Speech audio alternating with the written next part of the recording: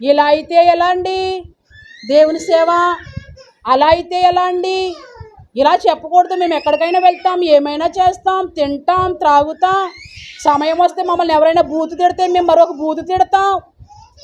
మేము ఇలాగ ఉండగలుగుతాం కదా. బూతు తిట్టొద్దంటే ఎలాగా, అక్రమం చేయొద్దంటే ఎలాగా, ఇలా అయితే ఎలాగని అంటారు కదా. వాళ్ళ నుండి ఏమైపోమంటున్నాడు? తొలగిపో. ఎందుకు తొలగిపో? ఆమె ఒక బూతు ఆడితే నువ్వు 2 బూతులు ఆడతావు. ఆమె ఒక దొంగతనం చేస్తే నువ్వు 2 దొంగతనాలు చేస్తావు. అందుకు నువ్వేం చేయమంటున్నాడు?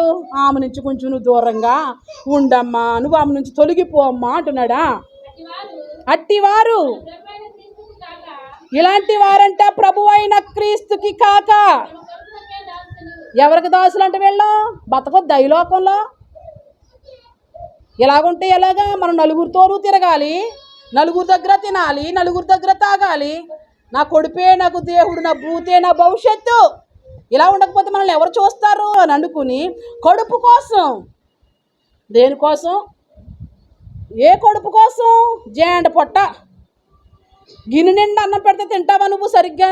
నేను చాలామందికి భోజనం పెడతాను, భయమని తీసేస్తారు.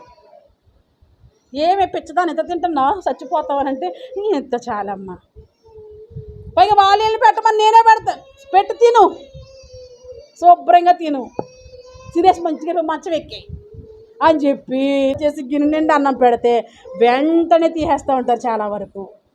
ఈ జేండ పొట్ట కోసం వీళ్ళు ఏమంటున్నారు? ఈ వాక్యం ఇలా లేదు, వాక్యం ఇలా చెప్పట్లేదు. ఈ వీళ్ళే ఇలా చెప్తున్నారు. పరిశుద్ధత అంటున్నారు, నీతి అంటున్నారు, యథార్థత అంటున్నారు, వారితో ఉండకూడదు అంటున్నారు, వీళ్ళతో సాంగత్యం చేయొద్దు అంటున్నాడు. పౌలు లోబడలేదని చెప్పినట్లుగా మనల్ని కూడా లోబడలేదు, మనల్ని కూడా అంటున్నారని. ఇట్లాంటి వాళ్ళట అందరిలో కలిసిపోయే వాళ్ళంట ఈ జేండ పొట్ట కోసం దేన్ని నమ్మేసుకున్నాడు? నీకు బాగా గుర్తు, ఆయన మాత్రం మర్చిపోరు. మీరు చిక్కుడికాయల కూరను మాత్రం మర్చిపోరు.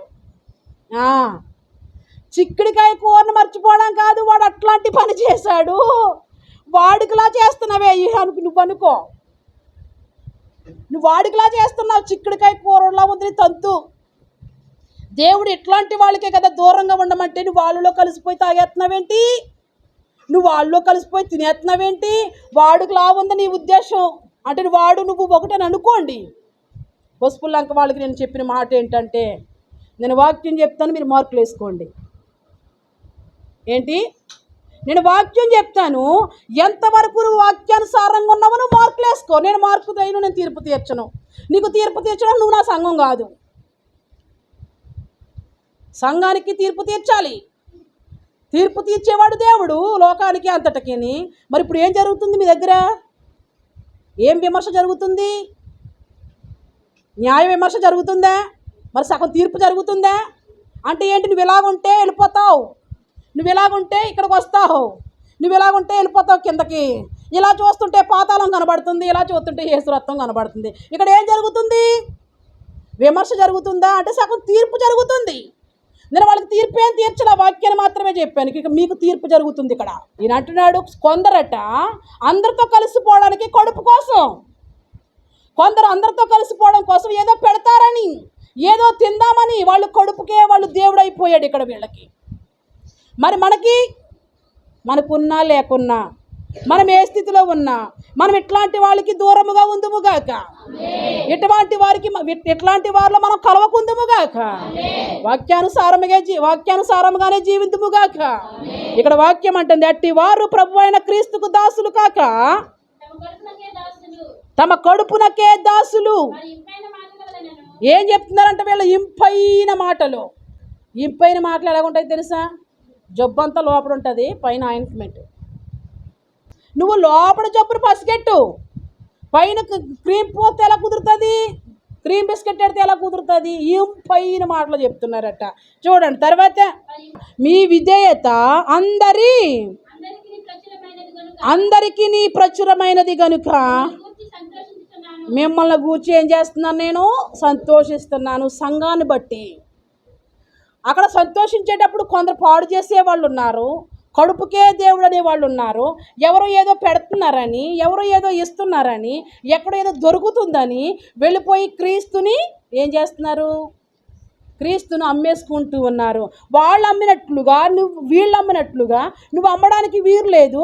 అలా ఎవరైతే క్రీస్తుని అమ్ముతున్నారో వాళ్ళని కనిపెట్టు అని ఏం చేస్తున్నాడు? తన సంఘానికి లేఖ రాస్తున్నాడు. ఈ పైన మాటలు చెప్తారు, రోగం కట్టే మాటలు కాదు, రోగం తీసే మాటలు కాదు. మరి ఎట్లాంటి మాటలు అనేది కూడా మీకు చూపిస్తాను చూడండి. 1 కొరింథీ పత్రిక 5:6 చూడండి. ఏం మంచిది కాదంట. అతిశయం అంటే ఏంటి? అతిశయం అంటే ఏంటండి? నేనే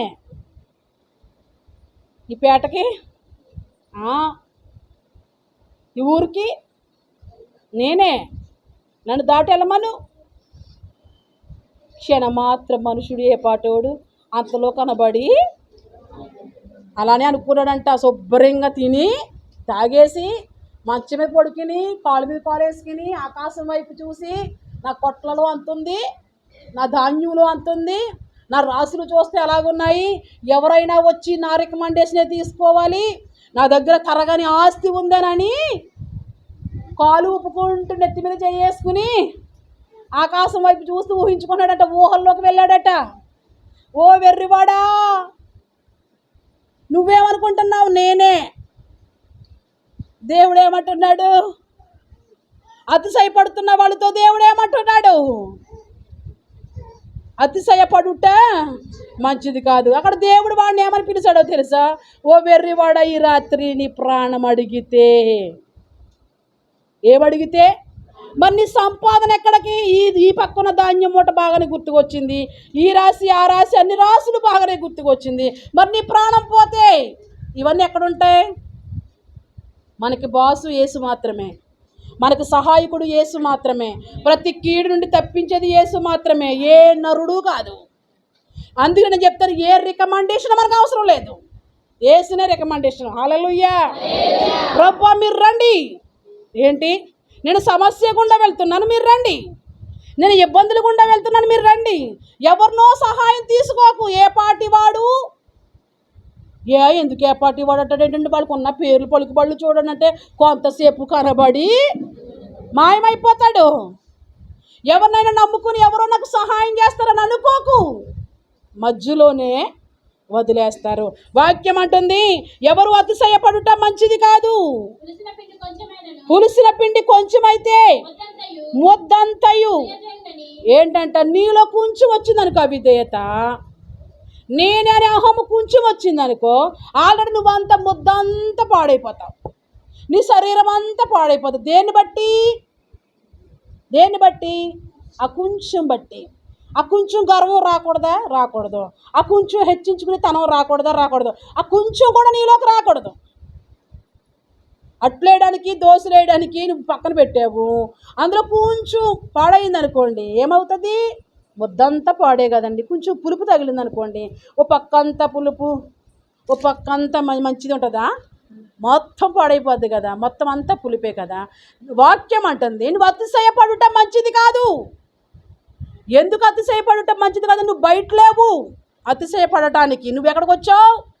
లోనకు వచ్చేసావు. నువ్వు బయట సంబంధం కాదు. బయట సంబంధులు అతిశయపడతారు, బయట సంబంధులకి దేవుడు ఎవరో తెలియక అతిశయపడతారు వాళ్ళు. నీవైతే దేవుని యందు మాత్రమే అతిశయపడాలి. నేను కాదు, నా దేవుడు. స్తోత్రం. ఈ గెలుపుకు నా దేవుడు కారణం, ఈ ఆశీర్వాదానికి దేవుడు కారణం, ఇలా బ్రతుకుతున్నానంటేనే కారణం దేవుడు. నీ అతిశయం అంతా ఎవరు? దేవుడు. బయట వాళ్ళ అతిశయం ఎవరున్నారో చూసుకోండిరా, బలమైన వాళ్ళు ఎక్కడన్నా చూసుకోండి. మనుషుల కోసం వెళ్తా ఉంటారు వాళ్ళు. నువ్వు ఏ మనుషుడి దగ్గరికి వెళ్ళవు. మనం ఎందుకు వెళ్ళవు ఏ మనుషుడి దగ్గరికి?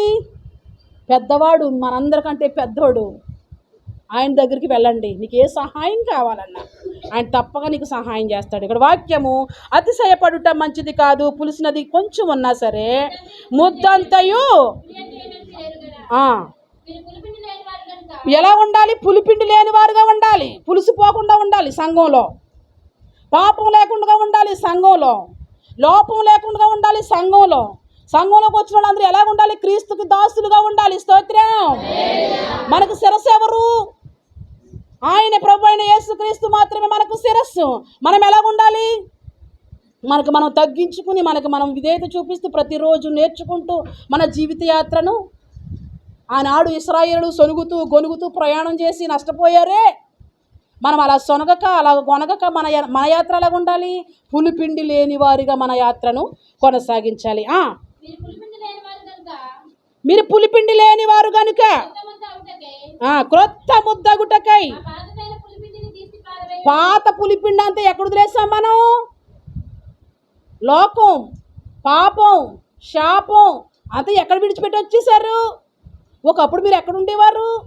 పాత పులిపిండిని జ్ఞాపకం చేసుకోండి. పులుసుని పిండిని నువ్వు ఎట్లాంటి వ్యక్తివో జ్ఞాపకం చేసుకో. పాత పులుసుని పిండిలాగే ఉన్నావా? లోపల కూడా వచ్చి జాగ్రత్త. పాత ముద్ద ఏమైపోవాలంట? క్రొత్త ముద్ద అయిపోవాలంట. నువ్వు పాత దానివా కొత్త దానివా? నువ్వెవరు? నువ్వు లోకంలో ఉన్న వ్యక్తివా? బయట ఉన్న వ్యక్తివా? లోపల ఉన్న వ్యక్తివా? లోపలే ఉన్నాను కానండి, బయట ఉన్న వ్యక్తిని ఒప్పుకోండి బిడ్డలారా, ఒప్పుకోండి. లోపలే ఉన్నాను కానీ బయట ఉన్న వ్యక్తినేనండి. అట్లాంటి స్వభావమే, అట్లాంటి ఆలోచనలు మారలేదు, బుద్ధులు మారలేదు, స్వభావం మారలేదు. లోకస్తుల కంటే దారుణంగా ఉన్నాను. ఎక్కడో పాపం ఉంది, ఆ పాపం పోవాలి. స్తోత్రం. ఆ లోపం పోవాలి. హల్లెలూయా. ఆ పులుసుందంతా విడిచిపెట్టాలి. నువ్వు ఎలాగుండాలి? క్రొత్త ఆజ్ఞిస్తున్నాడు దేవుడు. లోకస్తుల్లో నువ్వు ఉండకూడదు అంటున్నాడు. మరి నిన్ను పాడు చేసే వాళ్ళు ఏమంటున్నారు? క్రొత్తగా ఎవరుంటారు? ఏంటి క్రొత్తగా ఎవరుంటారు? వాక్యం మరి ఇంత దారుణంగా చెప్తుందా? నువ్వు బయట వాళ్ళతో సాంగత్యం చేయట్లేదు, యేసుతో. హల్లెలూయా. నీ దేవుడు ఎలాంటి వాడు? నీ దేవుడు అగ్గి కదా, మరి నువ్వెలాంటి దానివి? బొగ్గ. నువ్వెలాంటి దానివి? దేవుడు ఎవరు? దహించు అగ్గి. మరి నువ్వెవరివి? నువ్వు అగ్గి కాకపోతే మరి ఆ పక్కన ఎక్కడ ఉంటాం? పరలోకంలో ఎక్కడ ఉంటావు రేపు? పరలోకంలో ఉండగలరా? పరలోకంలో ఉండగలరా? మాట్లాడరేటండి, ఉండగలరా? నీవు కూడా ఇక్కడ అగ్గిలాగా అయిపోవాలి. ఎవరన్నా నిన్ను పులిసింది దగ్గరికి వచ్చిందా, టప్పని వెళ్ళిపోవాలి. అది కాలిపోతాయి కదా ఫ్యాన్లో పిడుగులు పడేటప్పుడు, కాలుతాయా?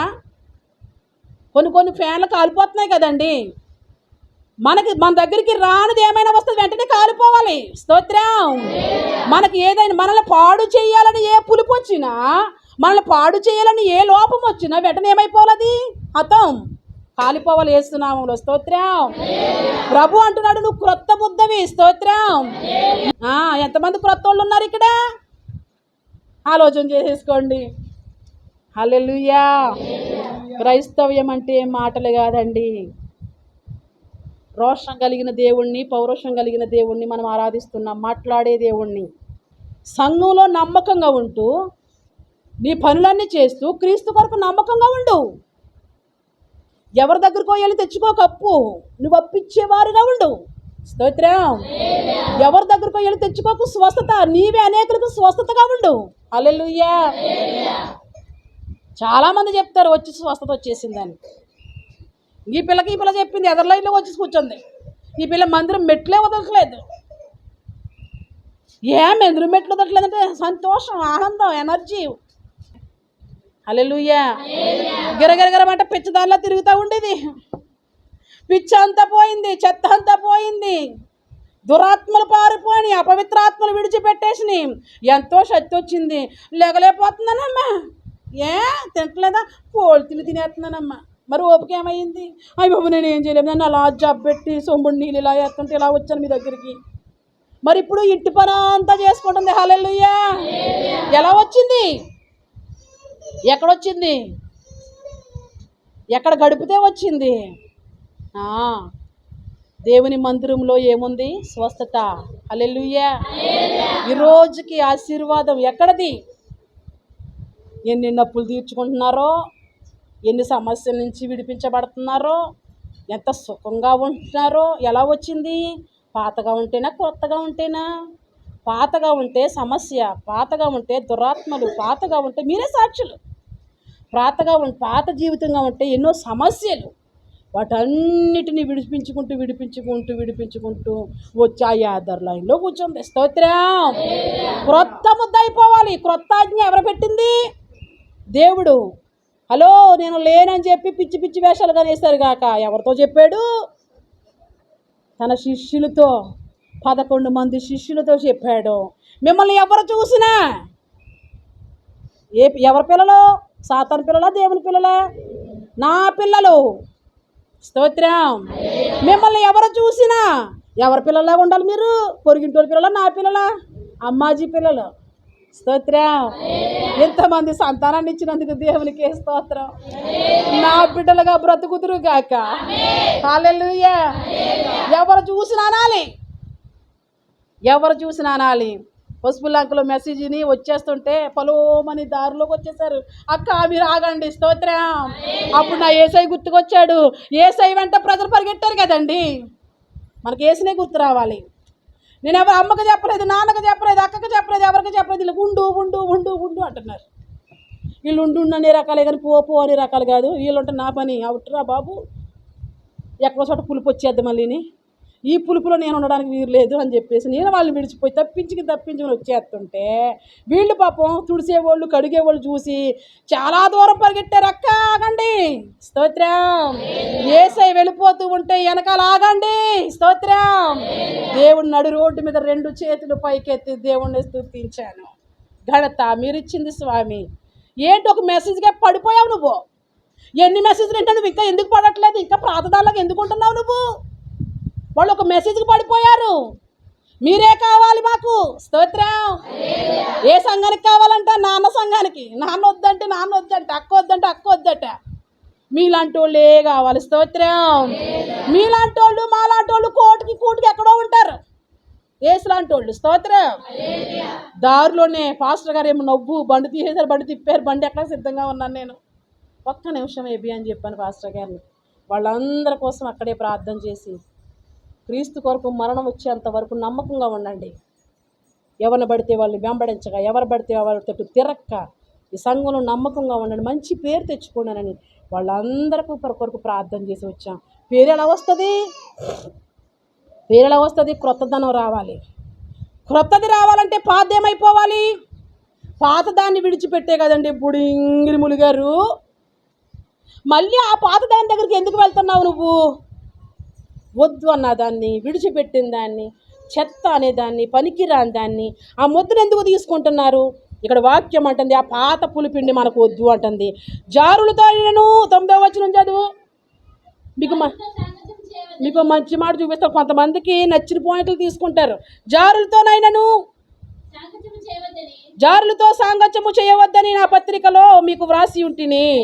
అయితే ఈ లోకపు జారులతోనైనను, లోబులతోనైనను, దోచుకుని వారితోనైనను, విగ్రహారధికులతోనైనను ఏ మాత్రము సాంగత్యము చేయవద్దని కాదు. అలాగైతే చాలు. ఇక్కడ వాక్యం ఏం కనబడుతుంది? ఎవరితో అయినా సాంగత్యం చేసే లోకంలో ఉన్న వాళ్ళతోని సాంగత్యం చేయొద్దని కాదు అని అంటే ఇక్కడ వాక్యం చూసారు ఎలా ఉందో? లోబులతో సాంగత్యం చేయొచ్చంట, వ్యభిచారులతో సాంగత్యం చేయొచ్చంట, వాళ్ళతో సాంగత్యం చేయొచ్చంట. సాంగత్యం చేయొద్దని కాదు అని అంటున్నాడు. అంటే సాంగత్యం చేయమనే కదా. అలాంటివి మనకి పెద్ద పెద్ద అక్షరాలుగా కనబడతాయి అని చెప్తూ కింద ఏమన్నాడో చూడండి ఒకసారి.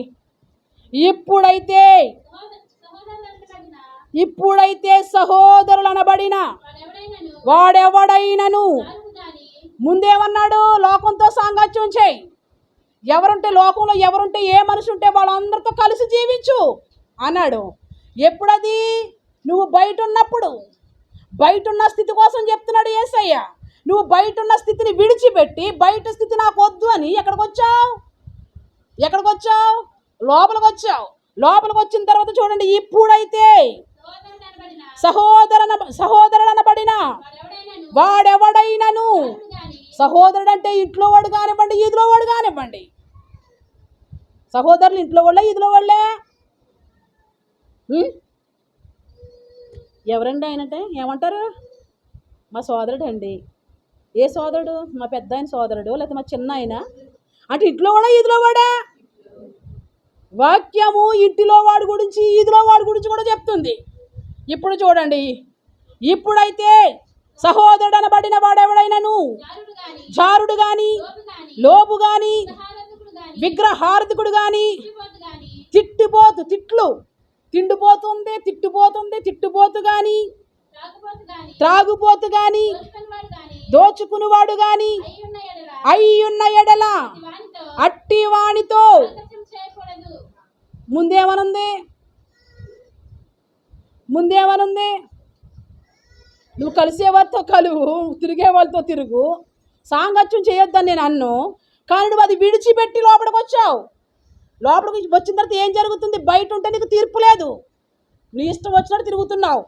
బయట నీకు దేవుడు లేడు, బయట నీకు దెయ్యం లేదు, నీకు నీవే బాసు, నీ పైన నాయకుడు ఎవరూ లేరు బయట. మరి నువ్వు లోపలికి వచ్చిన తర్వాత నీ ఇష్టం లేదు. ఇక ఎక్కడికి వచ్చిన తర్వాత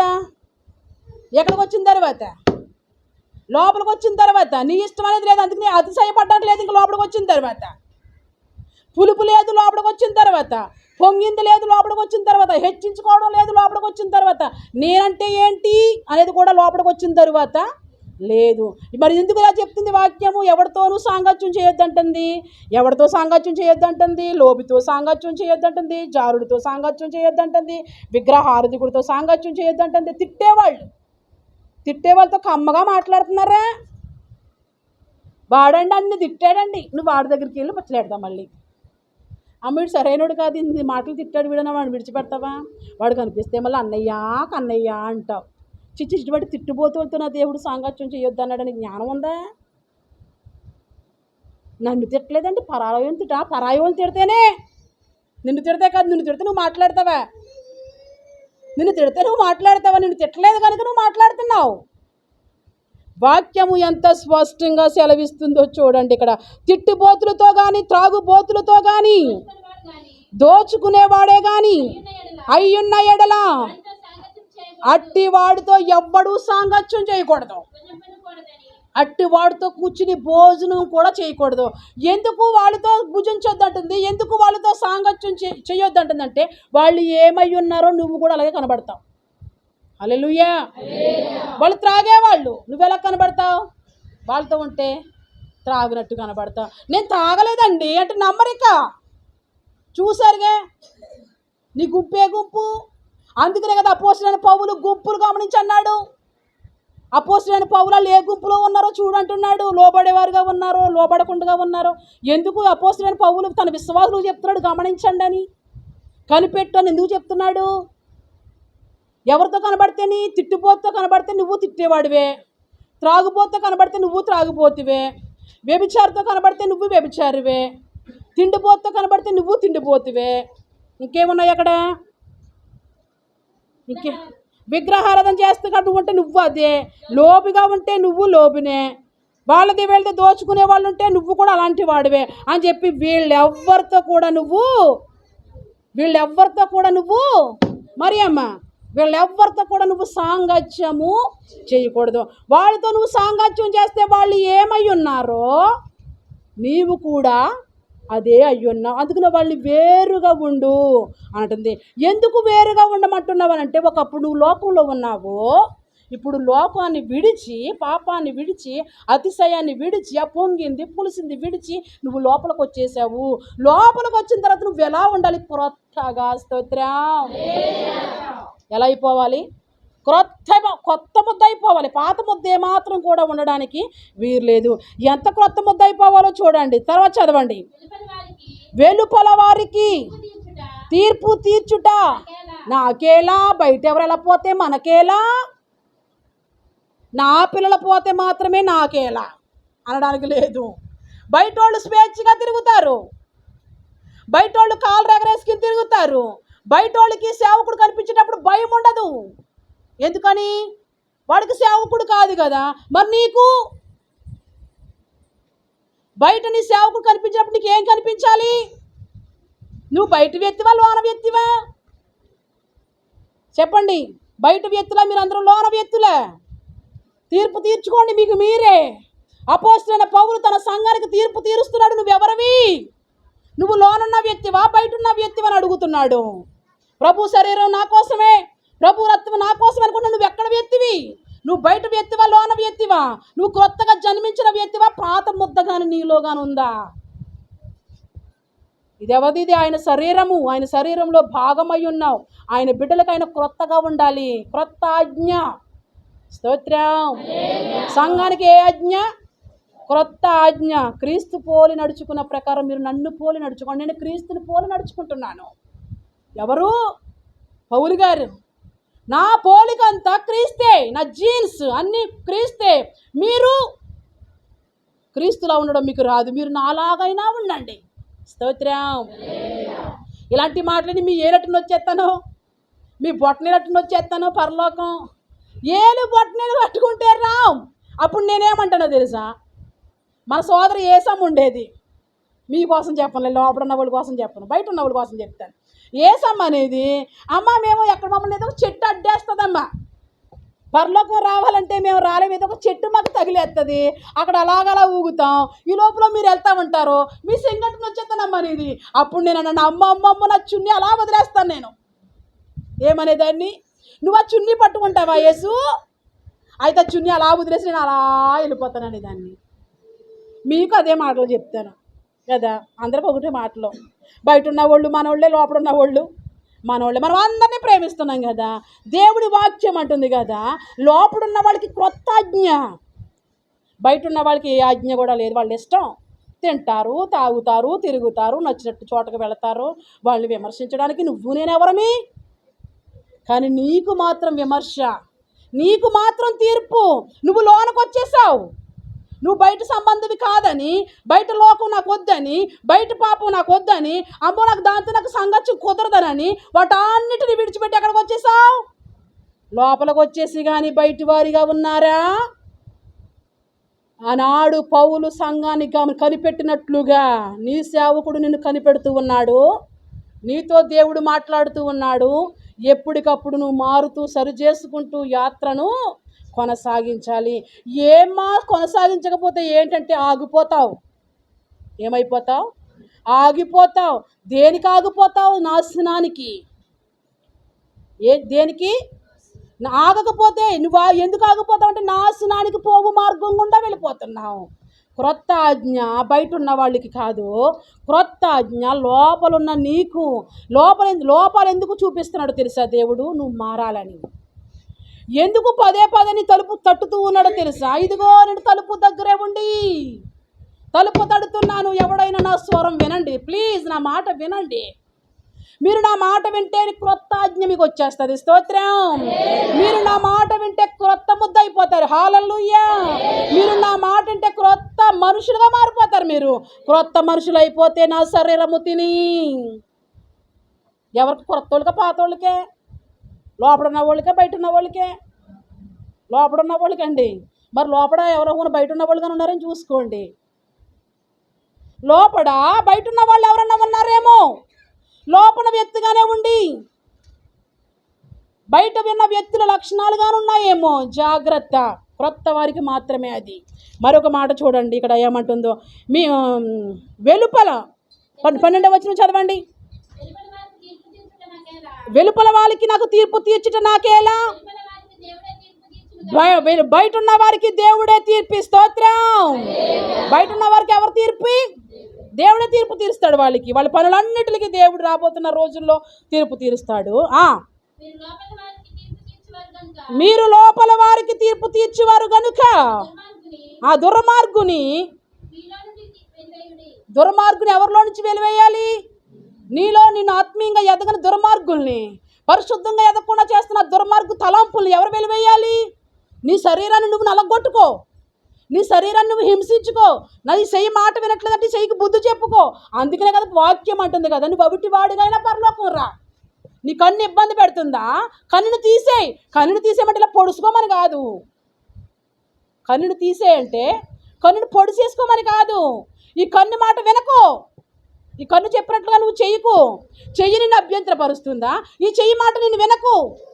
కాళ్ళు ఉండవలసిన కాడ ఉండట్లేదా? ఈ కాళ్ళు చెప్పినట్లుగా వినకు, అవిటివాడిగైనా పరలోకం రా. స్తోత్రం. ఎందుకు? దేవుని కోసం అవిటివాడి దానికి అయిపోవు. దేవుని కోసం కంటికి బుద్ధి చెప్పు, దేవుని కోసం చెయ్యికి బుద్ధి చెప్పు, దేవుని కోసం హృదయానికి బుద్ధి చెప్పు, దేవుని కోసం కాళ్ళకు కూడా బుద్ధి చెప్పి ఒక క్రొత్త ఆజ్ఞ పెట్టుకో. నీవు నలగగొట్టుకో. ఎవరి కోసం నలిగిపోవాలి? దేవుని కోసం నలిగిపోవాలి. తీర్పు ఎవరికి ఇప్పుడు జరుగుతుంది? చాలామంది అంటారు మీరేం తీర్పు తీర్చకండి, దేవుడే తీర్పు తీరుతాడు. ఆల్రెడీ సంఘంలో తీర్పు జరుగుతుంది. ఏ తీర్పు? న్యాయపు తీర్పు, విమర్శ జరుగుతుంది. నీ క్రియలను బట్టి ఎలాగున్నాయి నీ క్రియలు అనేది ఏం జరుగుతుంది ఇక్కడ? నీ క్రియలను బట్టి నువ్వు యోగ్యుడివని, నీ క్రియలను బట్టి నువ్వు అపరాధివని తెలుస్తున్నావు కదా. అంటే ఇక్కడ ఏం జరుగుతుంది? ఒక తీర్పు. ఈ తీర్పులో ఉన్నప్పుడే నువ్వు సరి చేసుకుని నీ త్రోవలు సరళం చేసుకున్నావా? సరే. ఆ తీర్పులోగా నిలబడ్డావా? ఏ తీర్పులో? ఆయన తీర్పు తీర్చేటప్పుడు ఆయన దగ్గర ఎన్ని గ్రంథాలు ఉన్నాయి? ఎన్ని గ్రంథాలు ఉన్నాయండి? గ్రంథాలు విప్పబడతాయట.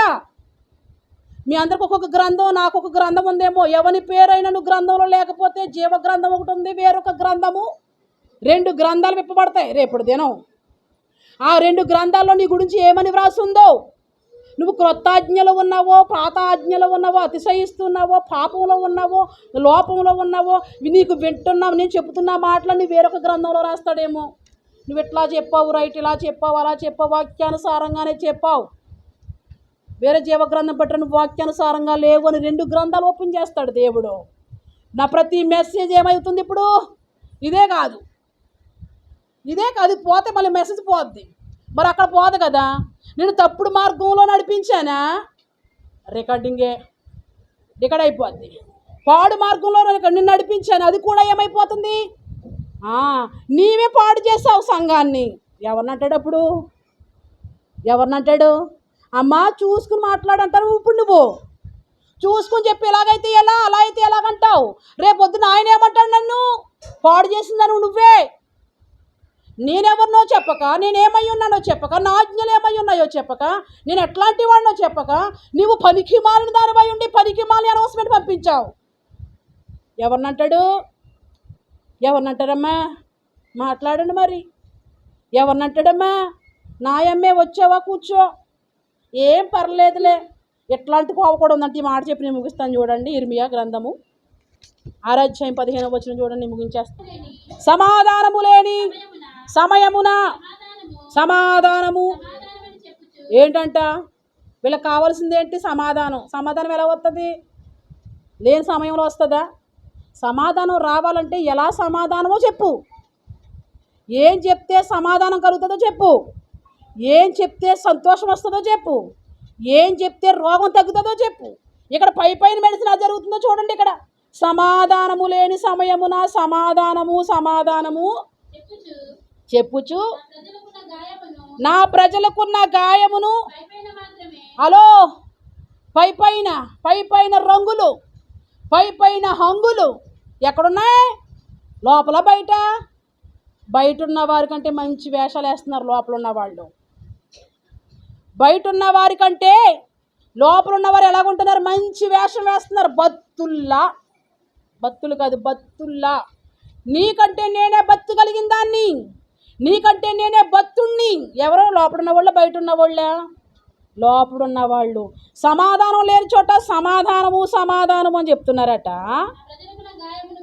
ప్రజలకున్న గాయం కట్టాలంటే ఎక్కడ దెబ్బ తగిలింది? హృదయంలోనా? ఎముకక, బోనుక, గుండుక, కిడ్నీక? ఎక్కడ డ్యామేజ్ అయిపోయింది నీ అవయవం? ఎక్కడ డ్యామేజ్ అయిందో అక్కడ గాయం కట్టాలి. స్తోత్రం. నువ్వు ఎక్కడ పడిపోయావు? పాపములోనా, లోకంలోనా, మందు కొట్టు దగ్గర, వేశ్య దగ్గర, పబ్బు దగ్గర, క్లబ్ దగ్గర ఎక్కడ పడ్డావు? అది చూసి గాయం కట్టు. స్తోత్రం. అంతేగాని సమాధానం దేవుడు ఉన్నాడు లేరా, నాయమ్ము కాదు. దేవుడికి హెల్ప్ చేస్తాడు. ఎలా చేస్తారంటే ఏ పైన మంది వేస్తున్నారు వీళ్ళు? ఏం వేస్తున్నారండి? మెడిసిన్ బోధించేటోళ్ళు. అందరికీ తీర్పు ఉంటుంది రేపు. ఎవరికి? అందరికీ తీర్పు ఉంటుంది. మరి ఎక్కువ తీర్పు ఉంటుంది. మనల్ని పెట్టి 7 అంతుల రాజు చెప్పాడు కదా, మంట ఎక్కువ చెయ్యి, మనకి మన పరిస్థితులకి మన మంట ఎంత రెట్టింపు అయిపోతుందో, మన అగ్నిగుండం ఎంత మంటను సృష్టిస్తుందో ఆలోచన చేసుకోండి. ఇక్కడే సరిదిద్దుకో, ప్రాణాలతో ఉన్నారు, బ్రతుకున్నారు, ఆరోగ్యంగా ఉన్నారు, ఇంకా క్షేమంగా ఉన్నారు, కళ్ళు పనిచేస్తున్నాయి, బైబిల్ చదువుకోండి. ఎవరిని పడితే వాళ్ళని గుడ్డిగా నమ్మకండి. కాస్త కొత్త చదువుకున్నానని చెప్తున్నారు కదా, బైబిల్ చదవండి. రేపొద్దున అనేకులకు నువ్వే వెలుగుగా ఉంటావు. ఇక్కడ ఈ చూడండి, ఇక్కడ వీళ్ళ క్రియలంట వారు తాము హేయ క్రియలు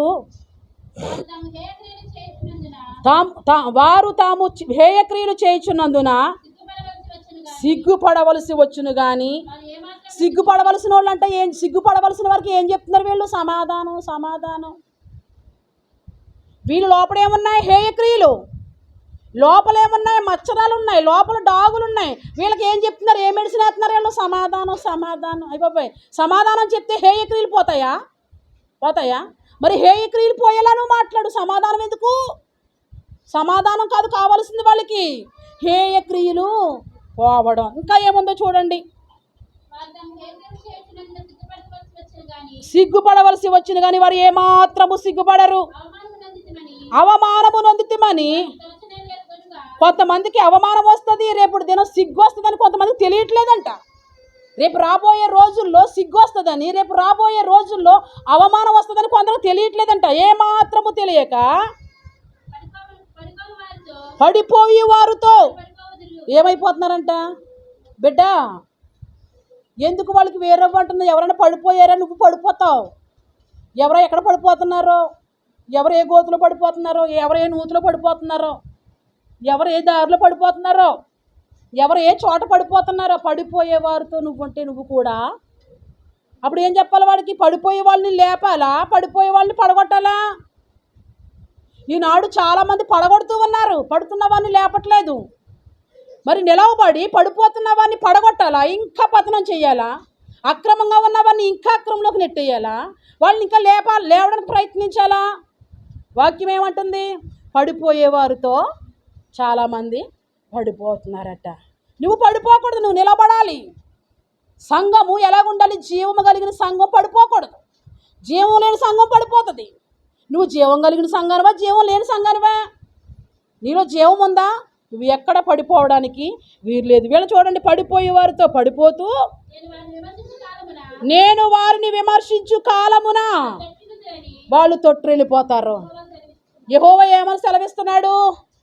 పడిపోయేవారిని, సమాధానం లేకుండా విడిచిపెట్టవలసిన వాటిని విడిచిపెట్టకుండా ఉన్న వారి గురించి ఏమంటున్నాడు? తొట్టిల్లే కాలం ఒక రోజు రాబోతుంది. ఏ కాలం రాబోతుంది? విమర్శించు కాలం. ఏ కాలం విమర్శిస్తాడు? వేటి మీద విమర్శ జరుగుతుంది? హేయ క్రియల మీద విమర్శిస్తాడు ఆయన. బిడ్డలారా, నువ్వు చేస్తున్న ప్రతి విమర్శ, నువ్వు ఏ పనులు చేస్తున్నావో వాటి మీద విమర్శ రాబోతుంది రేపు. ఇక్కడే నువ్వు సరి చేసుకుంటే రేపు ఆ గతి నీకు రాదు కదా. అందుకే కదా సంఘాన్ని పౌలు కాచుకుంటున్నాడు. మరి సంఘాన్ని కాచుకోవాలా? సంఘానికి ఫ్రీగా వదలాలా? ఏ సంఘం బాగుంటుంది రేపు? సంఘం ఎవరైతే కాచుకుంటారో వాళ్ళు బాగుంటారు. ఈ మందలన్నీ వెళ్తాయి. పోయిన వారం నేర్చుకున్నాం కదా, ఏ మంద? పెద్ద మంద, చిన్ని మంద. బైబిల్లో పెద్ద మందని ఉంది ఎక్కడన్నా? లేదు. మందలు అనేకమైనవి. ఈనాడు మందల్ని దోసుకునే వాళ్ళు ఎక్కువైపోయారు, మందల్ని కూల్చే వాళ్ళు ఎక్కువైపోయారు, మందల్ని పాడు చేసేసే వాళ్ళు ఎక్కువైపోయారు. ఈ మందలో నీకు క్షేమం కాదు. ఈ మందలోకి రే. ఏ మందలోకి? సమాధానం. పడిపోయే వాళ్ళతో పడిపోయే వాళ్ళని, వీళ్ళన్నిటికీ దేవుడు ఏం చేస్తాడంట? విమర్శించే కాలం. ఏ కాలంలోకి వెళ్ళబోతున్నావు? బయట నుంచి లోపలికి వచ్చావు, లోపలికి వచ్చి నీకు తీర్పు జరుగుతూ ఉంది. లోపలికి వచ్చి కూడా క్రొత్తగా నేను మారను, క్రొత్తగా నేను ఉండనంటే రేపు రోజు రాబోతుంది, విమర్శించే రోజు. ఆ విమర్శించే రోజుని నిన్నేం చేస్తాడంట? కూల్చేస్తాడంట. నువ్వు తొట్టిల్లుదువు అంటే ఏంటి? నువ్వు కూలిపోతావు. నేను విమర్శించే టైంలో నువ్వు కూలిపోతావు. ఈ బోధంతా కూలిపోవడానికా? నీ కట్టడం ఇంతవరకు 2 గంటలు చెప్పానే, కూలిపోవడానికా? పక్కకు నెట్టేయడానికా? నువ్వెవరివో నాకు తెలియదు అనడానికా? రేపు ప్రభు ఎడం వైపు ఉన్న వారిని పిలుస్తాడు, కుడి వైపు ఉన్న వారిని పిలుస్తాడు. ఎడం వైపున ఎవరున్నారు? కుడి వైపున ఎవరున్నారు? ఎడం వైపున ఎవరు? కుడి వైపున ఎవరు? కుడివైపున తండ్రి చేత ఆశీర్వదించబడిన వాళ్ళు ఉన్నారు, ఎడమ వైపుని తండ్రి చేత శపించబడిన వారు ఉన్నారు. దేవుడు ప్రేమామయుడు, అగ్నిగుండం మా కోసం ఏంటి అమ్మా అని అనుకుంటున్నారు కదా. అగ్నిగుండం ఎవరిది? అపవాదిది, వాని దూతలది.